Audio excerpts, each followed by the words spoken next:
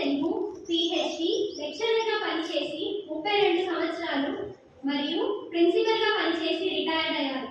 లలిత గారు ఆంధ్ర మహాభారతంలో భీమసేనుని పాత్ర చిత్రణలో పిహెచ్డి, మహాభారతంలో దాంపత్య జీవనంలో ఎంఆర్పి, మహాభారతంలో మానవేతర పాత్రలలో ఎంఆర్పి మరియు ప్రపంచ తెలుగు మహాసభలలో తెలుగు అకాడమీ ప్రచురణ పొందారు.